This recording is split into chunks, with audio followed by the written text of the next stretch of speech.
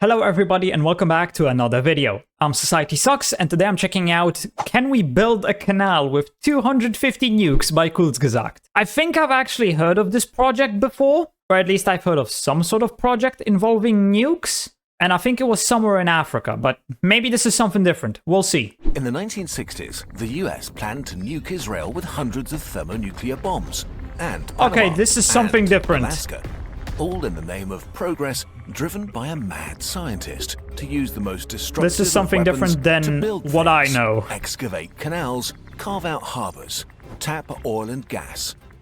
This was Project Plowshare. It kept the US busy for 2 decades, burned hundreds of millions of dollars, and exploded dozens of nukes for a bright future. In the most feverish years of the Cold War, when the world got terrifyingly close to blowing Didn't they know itself up, about radiation? What? If you exploded hundreds of nukes, the land would be Nukes for useless. peace. Our story begins with the brilliant Hungarian physicist Edward Teller, one of the key scientists of the Manhattan Project, the colossal effort that led to the first nuclear bomb. But almost from the beginning, he dreamt of destroying the world much harder. Traditional nukes, like the Hiroshima and Nagasaki ones, release energy by splitting heavy atoms like uranium. But these are rare, expensive, and the resulting bombs are difficult to scale up. So, Teller lobbied for a different approach: unleash the nuclear fire by smashing together hydrogen atoms. That would allow for bombs thousands of times more powerful. The problem was technically hard, but in the 1950s, Teller solved it. The terrifying new thermonuclear bomb made Hiroshima and Nagasaki look like firecrackers. Look like a joke. Nuclear fire strong enough to end human civilization itself. The Soviet Union followed quickly, and a new madness for destruction took over the world. Teller was having the time of his life as he got to chase his nukiest dreams like a bomb so powerful that it would wipe out civilization in one single strike. A real thing the US actually started working on. We've told this story before. Oh yeah, I've watched that video. And as the perfectly sane man he was, Teller had other great ideas, Perfectly like nuking sane. the moon to show the commies who's boss. Nuking the moon would be incredibly ineffective because there's no atmosphere on the moon. So nuking it would just be a waste of a nuke. And if H-bombs could destroy the planet, maybe they could also reshape it. The logic wasn't entirely unhinged. Humans had been using explosives for mining and engineering. Yeah, the difference is the explosive that we use for mining aren't radioactive. So they don't cause radioactive fallout which ruins the land. I mean, the wind can carry that fallout kilometers away. Hundreds of kilometers away, in fact. I mean, I think we all remember fucking Chernobyl. Granted, Chernobyl was a long time after this, but still. For centuries. And H-bombs offered the same service with much more enthusiasm at a decent cost. Why not use them to dig ditches and make holes at a planetary scale? The idea of nukes for peace was also pretty convenient. With public opinion increasingly opposed to the arms race and ever more terrified by World War III, nuclear engineering was a way to keep on testing nuclear weapons without saying you were testing nuclear weapons. So, in 1957, the US launched Project Plowshare, a bold plan to use nuclear explosions for peaceful engineering. And who would be put at the helm? Exactly. The insane guy. In 1956, Egypt had just nationalized the Suez Canal, a vital artery for global trade and oil delivery to Europe. So, one of the first ideas of the new Build with Nukes doctrine was to blast open a new one through the Israeli desert. That actually makes sense. Having 2 canals would be beneficial because in case one of the nations which controls one of the canals suddenly turns against you, you still have the other one. And the US can and always will rely on Israel. On the other side of the world, the Panama Canal had long been in need of an upgrade. Scientists explored extension routes and found they would need to remove 1.2 billion cubic meters of earth, Jesus. 500 Great Pyramids of Giza. A monumental task that would cost $6 billion if done with shovels, but only $3.1 billion with nukes. Time to blast open a panatomic That's canal. only half less. But even Teller understood that before nuking through continents, you should start small. So the first miracle of Project Plowshare would be a new harbor in Alaska. In just a few glorious milliseconds, 5 nukes with the combined punch of 170 Hiroshima bombs would carve out a 500 by 200 meter trench, opening the region to commerce and prosperity. The local communities weren't thrilled. I don't get it. Am I just stupid? Why have they not even mentioned radiation yet? The fallout that would happen after the nukes. They haven't mentioned that at all so far. Like, I don't get it. I mean, that's the #1 reason why you wouldn't do this. At the idea, but Teller insisted that the dangers of nuke engineering had been greatly exaggerated.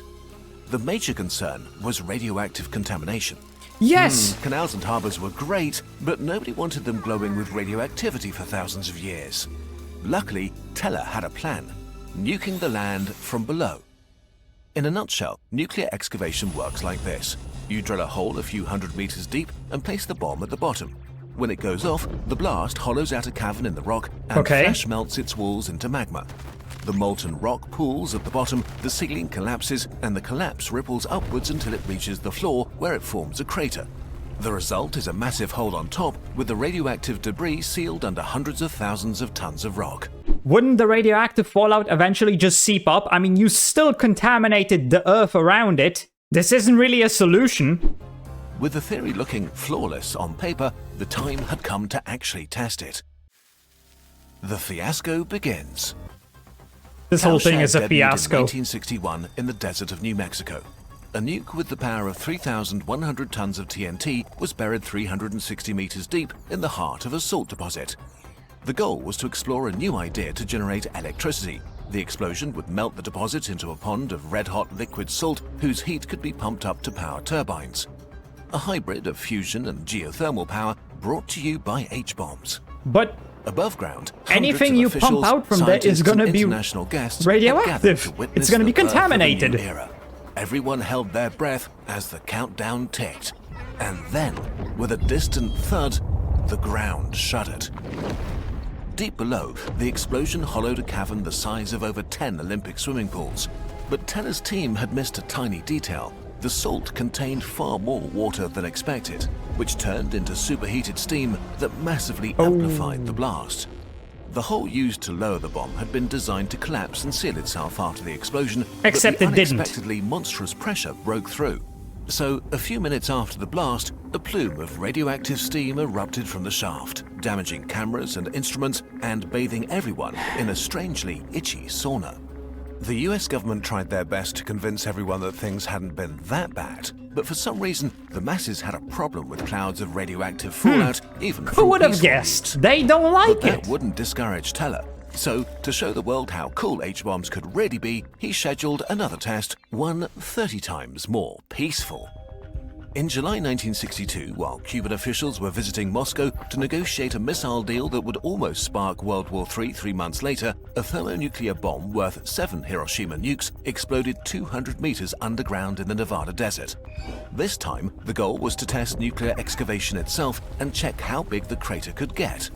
The blast displaced 12 million tons of soil and hollowed out a gargantuan crater 100 meters deep and 400 meters across, the largest artificial crater in US history.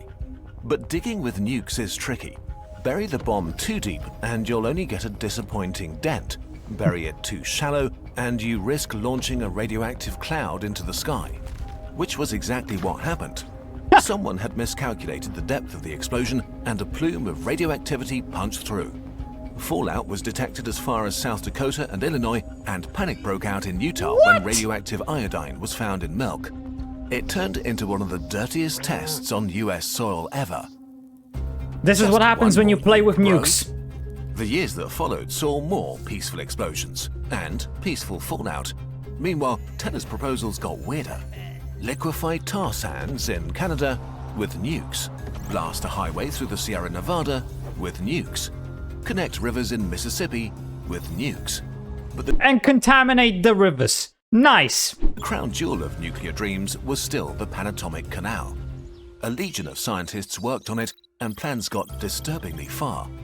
One of the top contenders was Route 17, an 80-kilometer trench across pristine Panamanian jungle that was short, flat, pretty empty, and perfectly nukeable.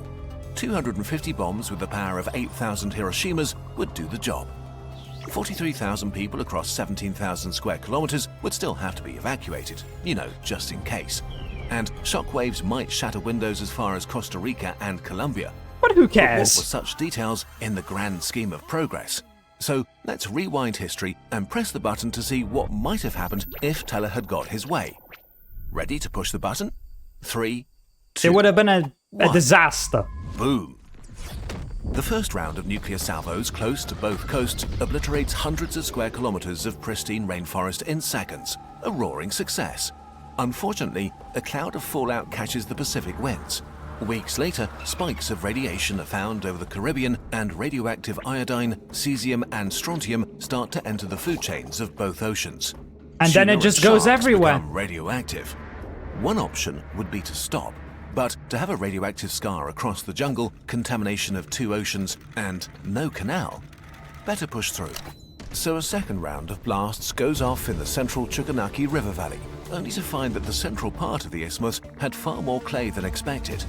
As soon as the rainy season hits, landslides clog the new craters like a self-healing wound. Wow, nice, Choices: very nice. leave a mud-choked glowing blister through the rainforest, or begin a colossal... See, this is one thing that I wonder if they even considered. Even if you manage to successfully blow all of this up, you're still going to have to do a lot of manual labor because these craters are just going to be random. You're still going to have to make all the infrastructure necessary. There's so much more work that would have to go into this, and everything around it would still get contaminated. Just, oh my god, this is just so fucking stupid. engineering nightmare just to keep the jungle from landsliding onto the canal. Not to mention the ecological apocalypse and the devastating PR victory that 120 megatons of nuclear peace over Latin America would give Cuba and the USSR. Luckily, in our timeline, the US blinked and began to sober up. In 1970, a final report killed the Panatomic Canal, and Good. with it, all nuclear excavation projects. But Teller wasn't ready to let go, so he turned to nuclear fracking. Not because it made sense, but to keep Plowshare alive. Just one more nuke, and I'll build the future, bro. But several explosions later, the result was ultra-expensive, radioactive gas impossible to sell. In 1977, after 20 years and dozens of nukes across the US, Project Plowshare was finally cancelled without reaching any of its goals. No canal, harbour or tunnel had been built. In hindsight, it's easy to see how insane the idea was. Yeah. But at a time when World War III felt imminent, when kids were playing with atomic toys as mushroom clouds filled the sky, using nukes to build a better future probably did feel like a great idea. On our new channel 9... Yeah, maybe if you're an idiot, it would seem like a good idea. You know those weapons which, if they were used in a world war, would likely kill all of humanity? Maybe we should use those to dig a bunch of holes, a bunch of canals. That sounds like a good idea. Like what? Oh my god, I mean, this is why you don't let a maniac propose any projects. I don't know anything about this Teller guy other than what was said in this video, but he really just seems like a fucking idiot and a maniac who's hellbent on the destruction of humanity and nothing else. Well, okay, maybe not the destruction of humanity, but just in general, destruction. I mean, all I can say is thank God they eventually woke up and realized this guy is a fucking nut job and this project is ridiculously stupid. But anyway, I hope you enjoyed this video. If you did, please consider subscribing and leaving a like. If you want to see more reactions, check out this video right here. And with that, I hope I'll see you in the next video.